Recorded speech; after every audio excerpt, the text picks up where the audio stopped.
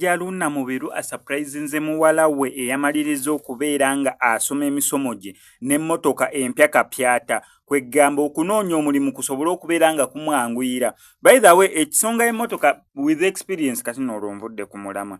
Okimanyi munno kisinzira mulimu ki gy'ogenda osaba kisinzira wa gy'ogenda osaba omulimu. Omuntu ayinza okuforcinga okubeera nga akuwa omulimu olw'ensonga gy'oweepresentinzeemu. Nze nina akakodyo omuntu yenna yenna ankubira mbu SMS soko gye nandyagadde okunangirako bizinensi yange ngendera mu mmotoka. Wemba sikozesezza gye njagala ati sinfuna endala gye mpangisa naye nga ngendera mu mmotoka.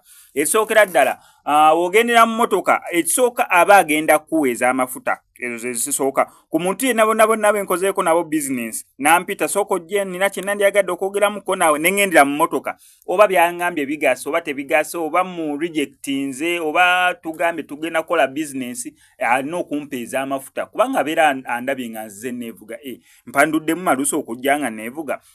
Ekyokubiri ekuweesa ekitiibwa otuuka ng'ogenze basaba kalimu munnange njagala kukola kino na kino naye nga bategedde mbu ani apaakinze kumpi wali ne waayo omusajja ono yandibaamu obuvunaanyizibwa n'omulamwa tumuwe.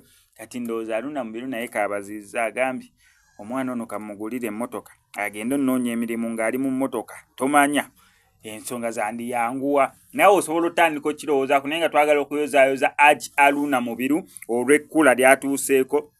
Omanyi kyetegeeza okuweerera omwana okuva mu nasale admission simanya za sports wear uniform bisimanya ogenza okuza moko ogenze koza Piero oyo ayingidde ekisulo secondary oyo asomye UNEB registration simanya jabu form agenze ku USCE abikoze alinze points azifunye admission university oyo atandise okola bisimanya za course work ate simanya retake ate kineno ki graduation fee pako omwana otuuka okubeera nga bamutikidde.